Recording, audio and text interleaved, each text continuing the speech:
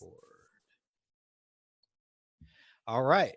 Hey there. I've got here on the line with me, so to speak, is another fellow Amazon e-commerce seller named Megan Loftin. I think you're going to really like her story.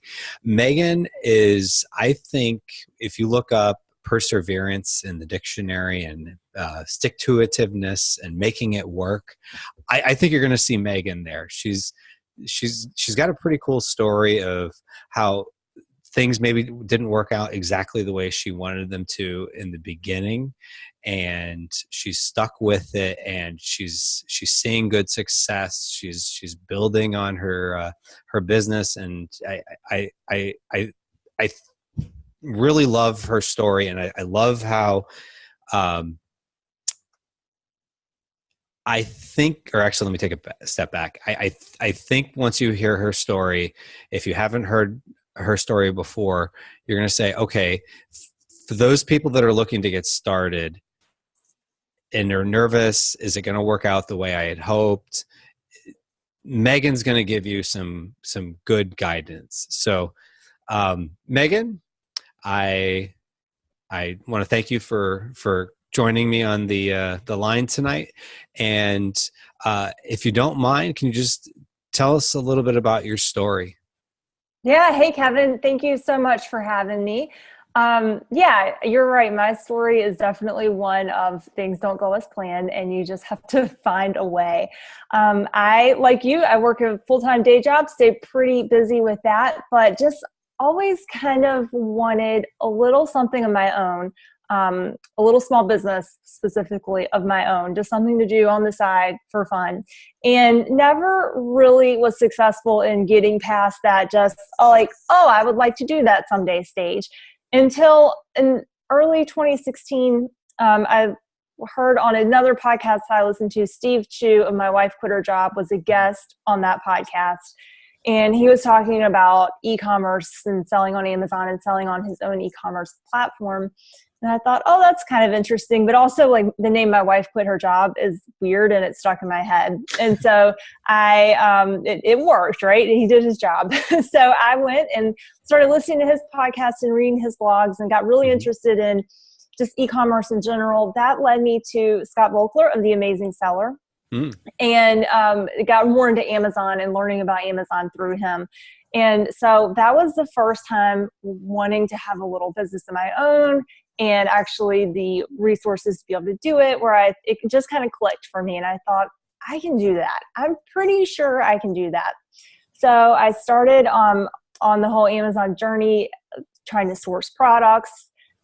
That did not turn out very well for me. The first product that I tried to source, I don't mind sharing it because I'll never sell it because it has a bad taste in my mouth now. But it was the fat drinking straws, the boba tea drinking straws. Like we would use them here for smoothies. Right. And I was going back and forth with a supplier in China, and I learned that my communication is not actually as good and as clear as I thought it might be, right? We just think that we, people are mind readers, right? They can read our mind and they know what we want, especially when there's language and cultural barriers in there, right? You don't need to be clear and like make sure that people are understanding they know what you mean.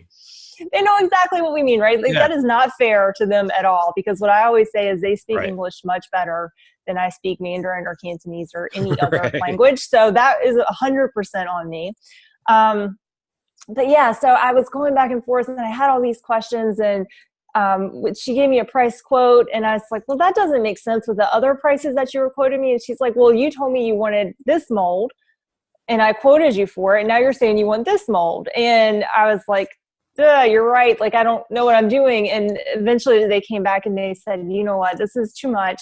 You've just too many questions. We basically have no confidence in your ability to actually get this done. So you're going to have to find somebody else. Yeah, I was crushed. That took me out of the game for a little bit, probably a few weeks, while I just kind of retreated and licked my wounds. And so after that, I tried to source another product. The shipping on that, because it was a bigger product, was going to be like $17,000 was the quote I was getting back. And I got it from multiple suppliers. So it wasn't, I don't think it was just one person saying like, oh, where it was just jack the price up on this girl. It was just a really large product, heavy. And so it was going to be very expensive to ship, not that large of a quantity, like 500 units. Oh, wow. So that was Big clearly product. out the window. Yeah. And so I just kept going through all these different products and trying to find something to source. Finally, like 9 months later, finally came across the product that I'm selling today, and was able to turn around. And it's funny how these things work out, right? It's like you're waiting, find the product, and like, bam, I got it for sale. So that is how I got started with selling on Amazon. Cool. So how did it go with that first product? With the first product that I'm selling now, it's been going pretty well. It's a product that sells. It is a product that sells pretty well. The problem is it sells a little too fast for my manufacturer. It has a longer lead time than I would like. I'm running about 55 days now to get it manufactured, packed for delivery, before it's ready to be picked up. So I can never stay in stock. I order it, I place an order, they manufacture it. And as soon as it comes in, I place my next order, and then I go out of stock before it comes back in. So I have spent the last year, I spent over half of that time out of stock, just because I've been having inventory. And, when you run a product-based business, it's very cash intensive. And so the cash flow of it, trying to stay cash flow positive with this thing, you got to wait to get your money back. So as soon as I would place an order, I would place it as soon as I could, but it was never fast enough. And then coupled with the long lead time of the manufacturer, it's just what happened. So it's been a learning year for sure. Wow. So when you first launched it, did everything just work out perfectly? When you just slap it up there and the sales come rolling in? It's funny. It actually, most of my struggles were getting to finding that product. Once I got selling on Amazon, sales were slow to start. That's normal, but I'll never forget my first sale. I was sitting on the couch and I was checking my email, and I got an email from them, because I don't have the app on my phone. At one point I did have it on there, but I took it off because I found that when you check the app more, it actually doesn't make you sell more. So I had to take it off, because it's not productive to do this all day. It does. So it's off the phone. But this was before I even knew there was an app. And I got an email. Amazon has shipped an item you sold. And I was like, wait, I didn't buy anything on Amazon lately. What are they talking about? And I was like, oh, an item I sold.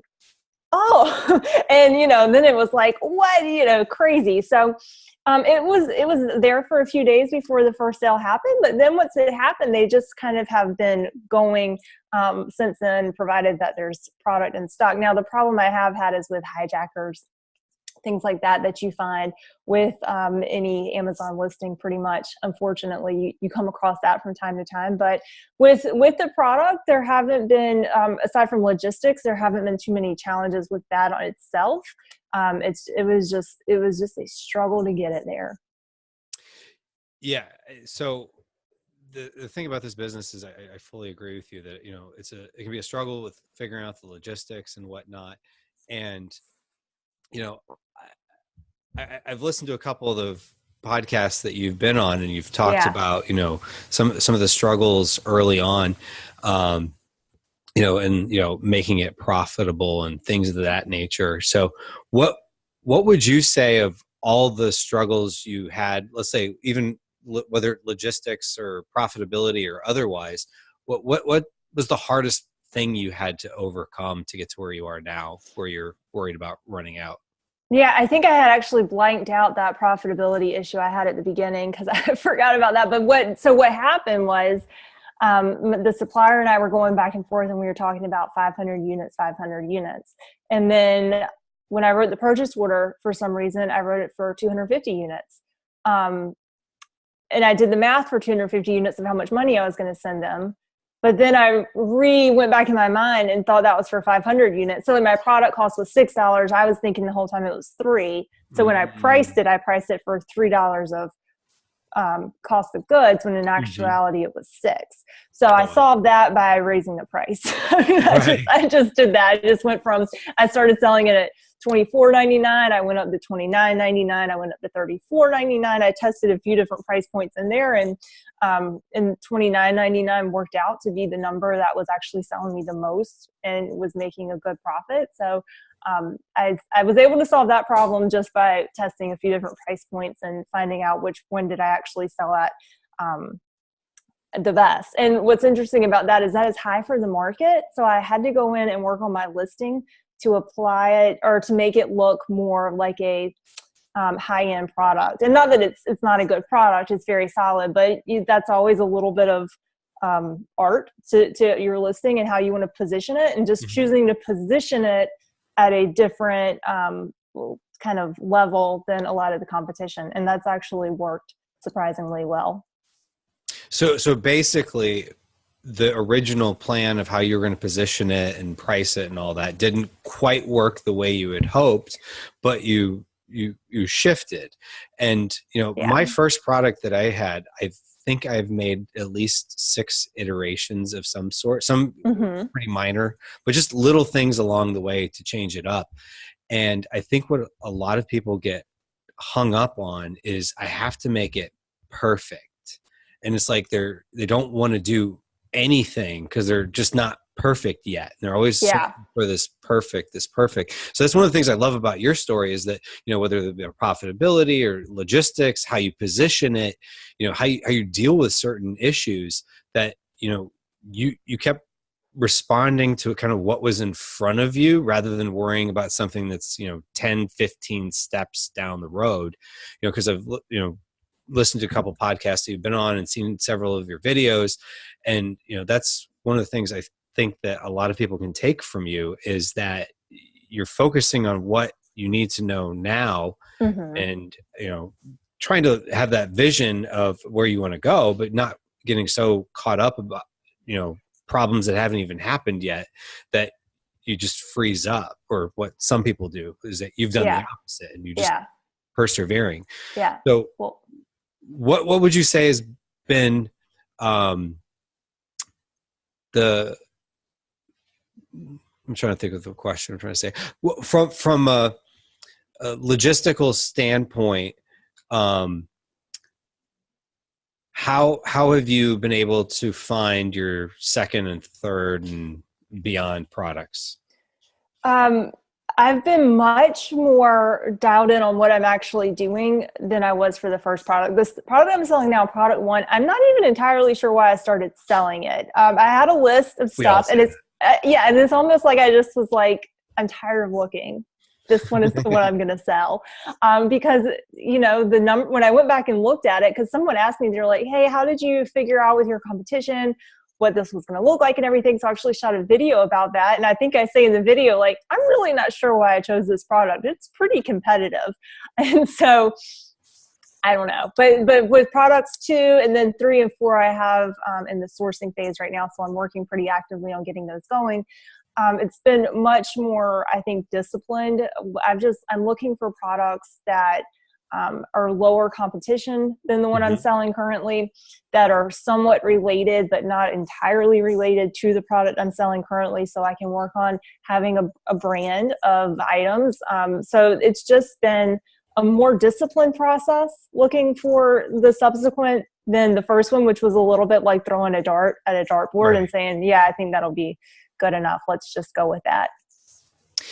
Yeah, I mean, that's one of the things I like there. So you took what you learned, and you've expanded and gotten better. So you're Yeah. expanding your product line, you've gotten better at how you position that first product, because it goes back to, I think, too many people that are looking to get started get so hung up in what is perfect. I got to be perfect day one. Everything has to be exactly right, that they let um, perfection be the enemy of progress. But it should never be, because Mm-hmm. we're always going to learn more when we're doing. I mean, some people have heard me tell the story that as a high school football referee, I used my income from one season to start this business. And I can tell you, everybody thinks they could be a referee until they're actually out in the field and have to make the decision, was that holding, was that pass interference, or whatever the case is. That just like anything else in life, when you're actually in the game, you learn so much. And you learned so much by getting out there, getting your first product, expanding on it, just making it better. And then you took what you learned about the market and what sells online, and you've now working on expanding that to more. So I totally applaud you. And for anyone that hasn't seen your channel, they have to go check out the Bootstrap Boutique. It's and I'll link to it down below.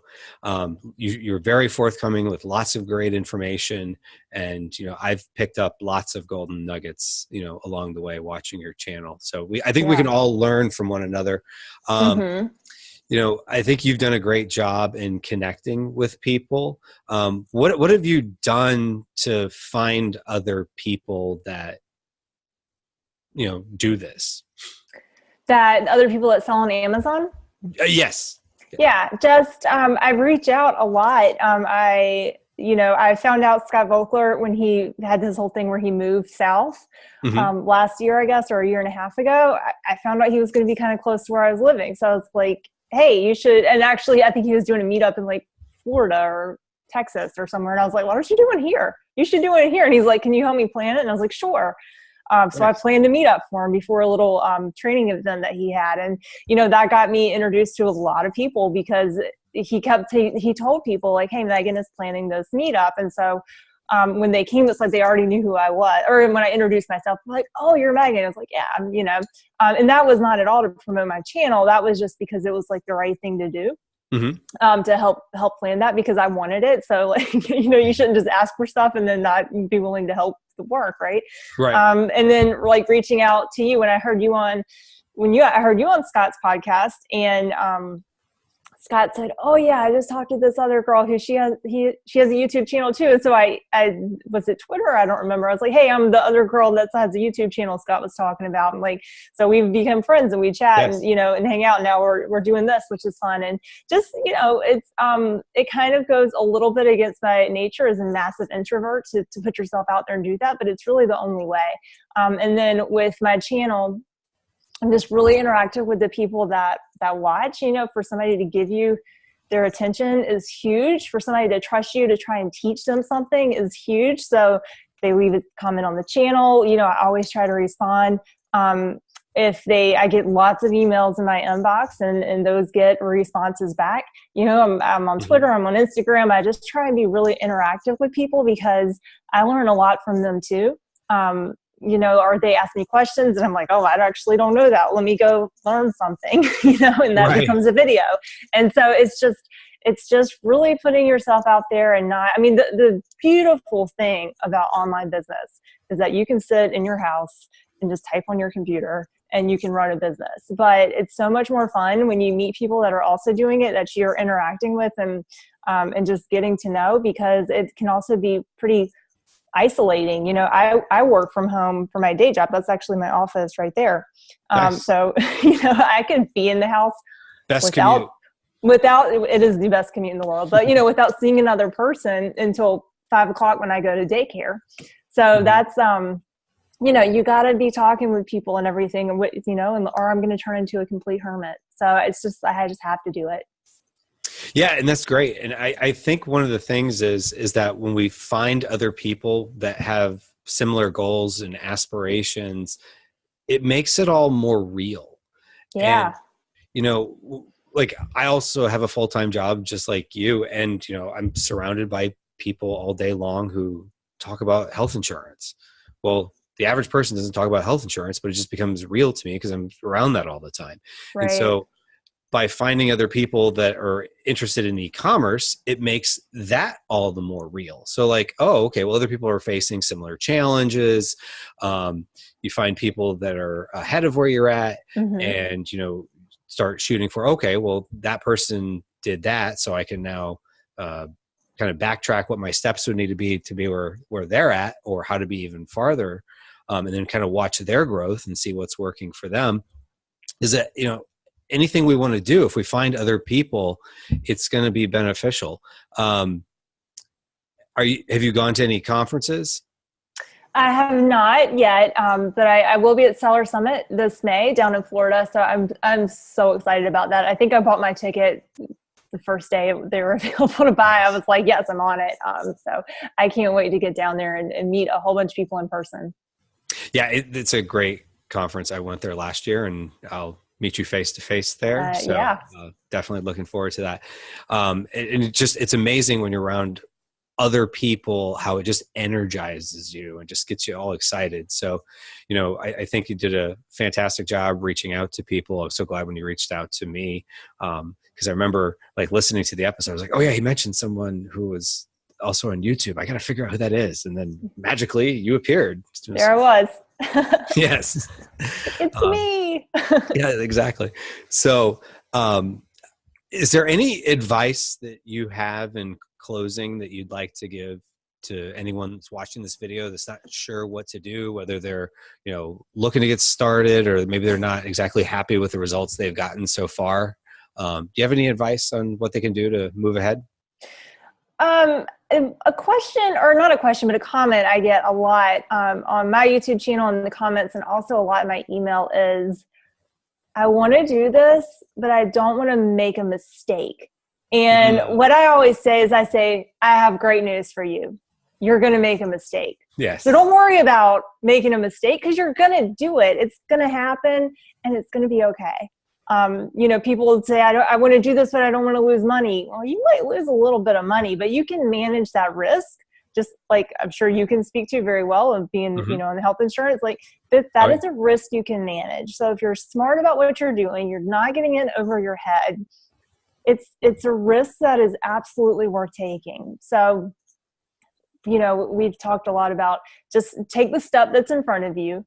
Don't worry about, what you're going to do with your Instagram profile for your private label brand. If you don't have a product yet, that's too soon. And just keep going, and, really connect in with the community. This is an awesome community of people that do sell on Amazon or do e-commerce businesses, and just learn from everybody that you can around you. But at the end of the day, you got to put your head down and you have to do the work. This is a business that gets a little bit romanticized, glamorized sometimes, but it is work. It is. I've been working on my taxes all afternoon. It's work. So, you got to be willing to put in the time too. Well, awesome. Well, I thank you so much for, spending the time, for the people watching this video, and I hope they got a lot out of it. Yeah. So if you're not already subscribed to the Bootstrap Boutique, you can either look for Bootstrap Boutique on YouTube, or you can click, I'll have a link down below, but subscribe to Megan's channel. She's got lots of great information. She's very giving with the knowledge that she shares. So Megan, thank you so much for being on. And for everyone who's watching, have a great day. Yeah. Thanks so much, Kevin. Appreciate it. Take care.